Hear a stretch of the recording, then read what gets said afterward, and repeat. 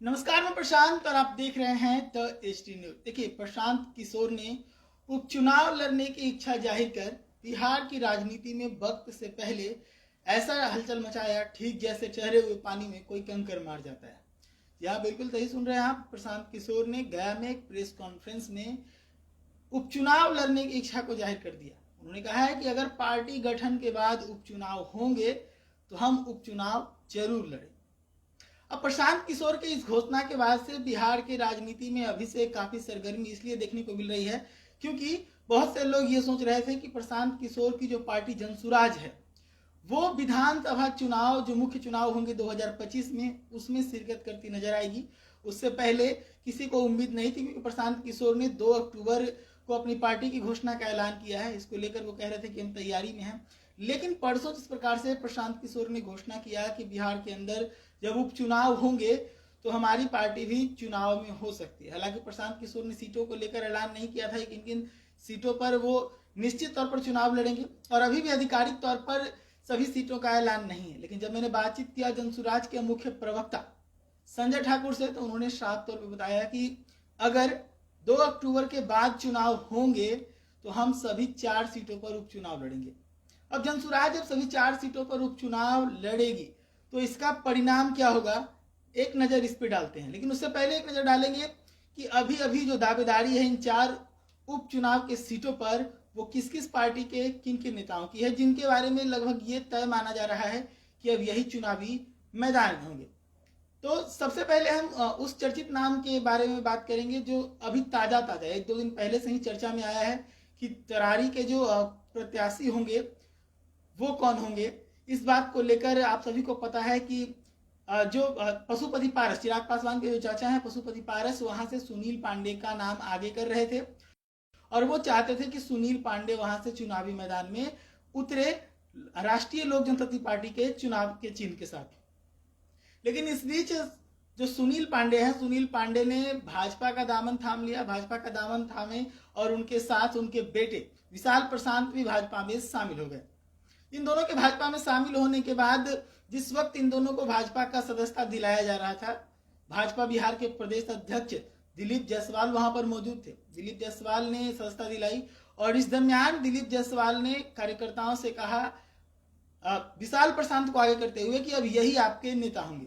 इसके साथ ही पत्रकारों से कहने लगे कि आप लोग भी समझ ही गए होंगे मैं क्या कहना चाह रहा हूं। यानी कि कहीं ना कहीं दिलीप जायसवाल की तरफ से ये इंडिकेट करने का प्रयास किया गया कि वहां से विशाल प्रशांत उपचुनाव में प्रत्याशी हो सकते हैं भाजपा के। अब ऐसा इसलिए भी है क्योंकि जहां पे पशुपति पारस दावेदारी पेश कर रहे थे उस सीट पर बीजेपी चुनाव लड़ना चाहती है। मैं आपको बता दूं कि 4 जो विधानसभा उपचुनाव है उनमें से 2 सीटों पर बीजेपी चुनाव लड़ेगी, एक पर जदयू चुनाव लड़ेगी और एक पर हम। तो 2 सीटें जो बीजेपी चाहती है उनमें से एक सीट ये तरारी भी है जहां से बीजेपी चुनाव लड़ना चाहती है। तो वैसे में विशाल प्रशांत का लगभग नाम तय माना जा रहा है कि बीजेपी की तरफ से विशाल प्रशांत तरारी से कैंडिडेट होंगे। हालांकि अभी महागठबंधन की तरफ से इस सीट पर कोई दावेदारी पेश नहीं हुई है। सुनील पांडे के नाम पर पशुपति पारस ने दावेदारी पेश की थी, लेकिन अब वहां पर बीजेपी के कैंडिडेट के तौर पर सुनील पांडे के बेटे उतरेंगे। अब बात करें दूसरे विधानसभा सीट की, तो दूसरा जो विधानसभा सीट है वो है इमामगंज। इमामगंज सीट से आपको पता है जीतन राम मांझी विधायक थे, लेकिन लोकसभा का चुनाव लड़े। लोकसभा का चुनाव लड़ने के बाद वो लोकसभा के लिए चुन लिए गए। इसके बाद ये इमामगंज जो सीट है वो खाली है। इमामगंज सीट पर अब जीतन राम मांझी के ही परिवार की दावेदारी है। संभावना ये जताई जा रही है कि जीतन राम मांझी की बहू संतोष सुमन की पत्नी दीपा मांझी यहां से चुनावी मैदान में हो सकती हैं, क्योंकि एक सीट जीतन राम मांझी को लड़ना है और वो इमामगंज की सीट है। तो पूरी संभावना है कि वहां से दीपा मांझी ही चुनावी मैदान में होंगी।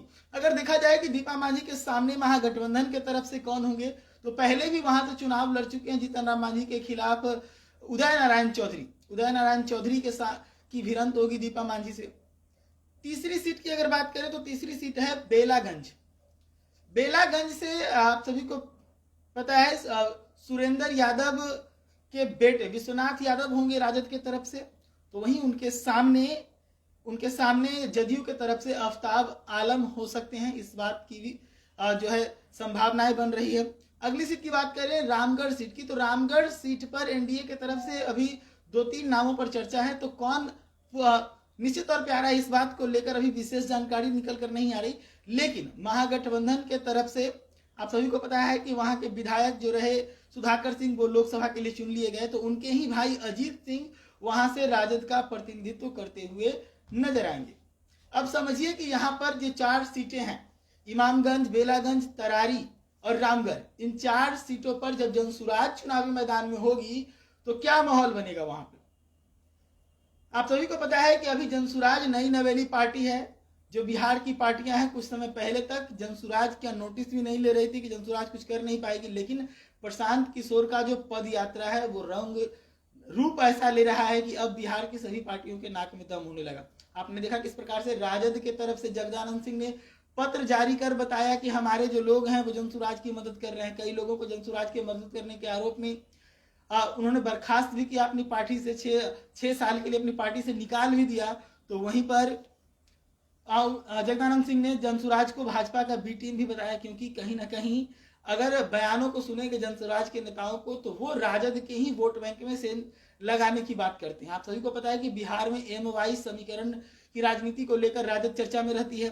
तो वैसे में प्रशांत किशोर के जो नेता हैं वो अब ये लोगों को विश्वास दिलाने में लगे हुए हैं कि MY समीकरण का इस्तेमाल वोट लेने के लिए राजद तो करती रही है, लेकिन राजद ने कभी M और Y के बारे में सोचा भी नहीं। तो एक फैक्टर ये है, और ये कहीं ना कहीं काफी हद तक जनसुराज के जो नेता हैं वो वोटर्स के अंदर पहुंचाने में सफलता भी प्राप्त कर रहे हैं।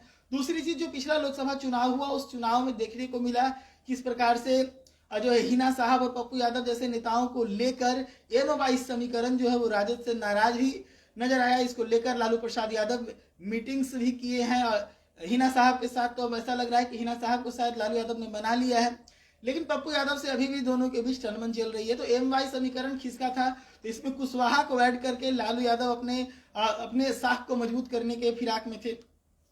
तो ये अब समझ में आने लगा है कि राजद से MY समीकरण जो है वो खिसक रहा है, कुछ जनसुराज की तरफ तो कुछ निर्दलीय प्रत्याशियों की तरफ। उसके बाद अगर अलग अलग सीटों की बात करें तो अलग अलग सीटों पर जो 4 विधानसभा सीटें हैं, इन सीटों पर 2 सीटें ऐसी है जहां पर MY समीकरण ही निर्णायक मोड में होती है। तो उस जगह पर अगर उपचुनाव में प्रशांत किशोर उतरते हैं तो सबसे पहला चीज जो है वो होगा ये कि प्रशांत किशोर के बातों में कितना दम है ये साबित हो जाएगा। और अगर प्रशांत किशोर उपचुनाव में अपनी मजबूती दिखा पाते हैं, 4 में से अगर 2 सीट भी 1 सीट भी निकालने में सफलता प्राप्त करते हैं प्रशांत किशोर, तो ये एक बड़ा मैसेज होगा कि बिहार अब बदलाव के रास्ते पर चल चुका है। हालांकि अगर बदलाव की बात करें तो जो लोकसभा के चुनाव हुए, लोकसभा के चुनाव में भी ये चीज देखने को मिला कि बिहार के 40 लोकसभा सीटों में से 21 लोकसभा सीटें ऐसी रही जहां पर तीसरे स्थान पर NOTA, NOTA, none of the above, यानी कि जो भी प्रत्याशी हैं उनमें से किसी को लोगों ने पसंद नहीं किया।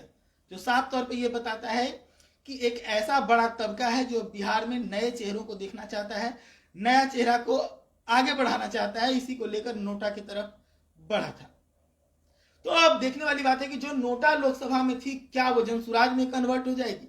अगर नोटा जनसुराज में कन्वर्ट होती है और ये उपचुनाव में अगर कुछ बड़ा दिखा पाते हैं प्रशांत किशोर, तो एक बड़ा टेंशन है यहाँ पर बीजेपी के लिए, एक बड़ा टेंशन है यहाँ पर राजद के लिए।